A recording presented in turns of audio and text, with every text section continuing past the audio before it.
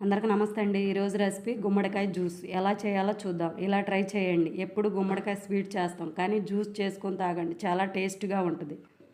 గుమ్మడికాయ ఒక ముక్క తీసుకొని లోపల విత్తనాలు తీసుకొని పక్కన పెట్టుకొని చెక్కు తీసుకొని ముక్కలుగా కట్ చేసుకోవాలి. పొయ్యి మీద ఒక గిన్నె పెట్టి ఈ ముక్కల్ని యాడ్ చేసి ఒక స్పూను బెల్లం వేసి 2 స్పూన్లు పంచదార కొద్దిగా నీళ్ళు యాడ్ చేసి ఉడికించుకోవాలి. అలా ఉడికిన తర్వాత పక్కన పెట్టుకొని ఆరబెట్టుకోవాలి. ఆరిపోయిన తర్వాత మిక్సీలో యాడ్ చేసి ఒక స్పూన్ పంచదార కొద్దిగా పాలు యాడ్ చేసి మిక్సీ పట్టుకోవాలి.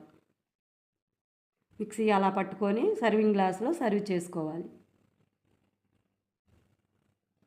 కొద్దిగా తేనె వేసుకొని తాగితే చాలా టేస్ట్గా ఉంటుంది. ఇలా ట్రై చేయండి. ఎలా వచ్చిందో నాకు కామెంట్ చేయండి.